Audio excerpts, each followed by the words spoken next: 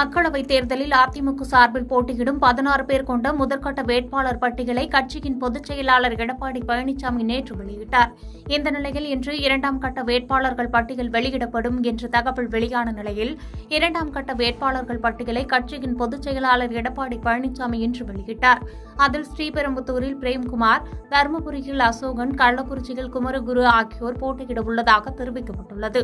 இதேபோன்று கோவையில் ராமச்சந்திரன், திருச்சியில் கருப்பையா, பெரம்பலூரில் சந்திரமோகன், நீலகிரியில் லோகேஷ், மயிலாடுதுறையில் பாபு ஆகியோர் போட்டியிட உள்ளனர். சிவகங்கையில் சேவியர் தாஸ், தூத்துக்குடியில் சிவசாமி வேலுமணி, திருநெல்வேலியில் சிம்லா முத்துசோழன் ஆகியோர் போட்டியிட உள்ளதாக தெரிவிக்கப்பட்டுள்ளது. மக்களவைத் தேர்தலில் மத்தியில் ஆளும் பாஜக தலைமையில் தமிழகத்தில் ஒரு கூட்டணி அமைந்துள்ளது. இதில் பாட்டாளி மக்கள் கட்சி, அம்மா மக்கள் முன்னேற்றக் கழகம், ஓ பன்னீர்செல்வம் அணி, புதிய நீதி கட்சி, இந்திய ஜனநாயக கட்சி உள்ளிட்ட பல்வேறு கட்சிகள் இடம்பெற்றுள்ளன. இதில் பாமகவுக்கு 10 தொகுதிகள் ஒதுக்கப்பட்டுள்ள நிலையில் எந்த தொகுதிகள் என்பது இன்னும் முடிவு செய்யவில்லை. புதிய நீதி கட்சிக்கு வேலூர் தொகுதி ஒதுக்கீடு செய்யப்பட்டது. அம்மா மக்கள் முன்னேற்றக் கழகத்திற்கு 2 தொகுதிகள் ஒதுக்கீடு செய்யப்பட்டுள்ளது.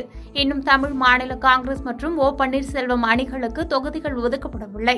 இந்த நிலையில் நாடாளுமன்ற தேர்தலுக்கான தொகுதி பங்கீடு தொடர்பாக பாஜகவின் உயர்மட்ட குழுவின் ஆலோசனைக் கூட்டம் சென்னையில் உள்ள தலைமை அலுவலகத்தில் மாநில தலைவர் அண்ணாமலை தலைமையில் 2வது நாளாக இன்று நடைபெற்றது. இதில் மத்திய இணையமைச்சர் எல்முருகன், தேர்தல் பொறுப்பாளர் அரவிந்த் மேனன், சுதாகர் ரெட்டி, நயினார் நாகேந்திரன், வானதி சீனிவாசன் ஆகியோர் பங்கேற்றனர். தமிழகம் மற்றும் பாஜக ஆளும் மாநிலங்களில் எரிபொருள் விலையில் உள்ள பெரிய வித்தியாசமே திமுகவின் ஏமாற்று தேர்தல் அறிக்கையை தோலுரிக்க போதுமானது என்று மத்திய அமைச்சர் ஹர்தீப் சிங் பூரி கடுமையாக விமர்சித்துள்ளார்.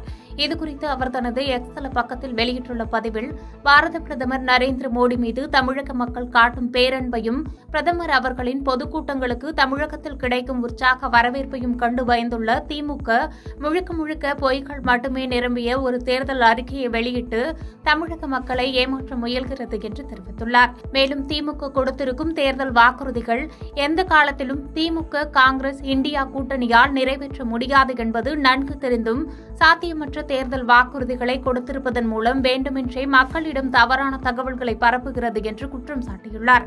மேலும் பாஜக ஆளும் மாநிலங்களில் உள்ள திறமையான அரசுகள் தங்கள் வரியை குறைத்து தங்கள் மாநில மக்களின் எரிபொருள் விலை சுமையை குறைத்துள்ளன என மத்திய அமைச்சர் ஹர்தீப் சிங் பூரி பதிவிட்டுள்ளார்.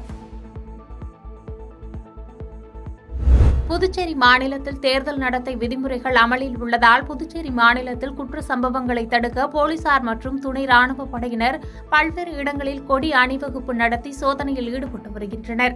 அந்த வகையில் முதலியார்பேட்டை காவல் நிலையத்திற்குட்பட்ட கடலூர் சாலை, அலின் வீதி, காளியம்மன் கோவில் தோப்பு, வனரப்பேட்டை உள்ளிட்ட பல்வேறு பகுதிகளில் ஆய்வாளர் செந்தில்குமார் தலைமையில் முதலியார்பேட்டை காவல் நிலைய போலீசார் மற்றும் துணை ராணுவ படையினர் துப்பாக்கி ஏந்தியவாறு கொடி அணிவகுப்பு நடத்தினர். திடீரென குடியிருப்பு பகுதிகளில் துப்பாக்கி ஏந்திய போலீசார் அணிவகுப்பு நடத்தியது அப்பகுதி மக்களிடையே பரபரப்பை ஏற்படுத்தியது. நடப்பு ஐபிஎல் தொடரின் முதல் போட்டி சென்னையில் நடைபெறவுள்ளது. இதில் ஆர்சிபி, சிஎஸ்கே அணிகள் மோத உள்ளன.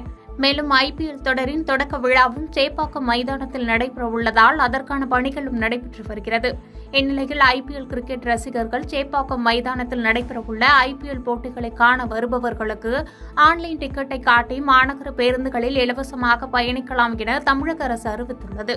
மேலும் போட்டி நடைபெறும் 3 மணி நேரத்திற்கு முன்பும் போட்டி முடிந்து 3 மணி நேரத்திற்கு பின்பும் சேப்பாக்கத்திலிருந்து பிற இடங்களுக்கு செல்லலாம் என்றும் இச்சலுகை குளிர்சாதன பேருந்துகளுக்கு பொருந்தாது எனவும் தெரிவிக்கப்பட்டுள்ளது.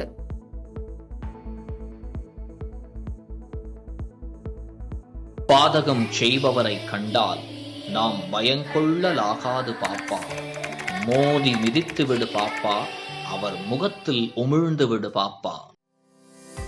அண்மை செய்திகளை உடனுக்குடன் தெரிந்து கொள்ள இணைந்திருங்கள் இயம்நாடு தொலைக்காட்சியுடன்.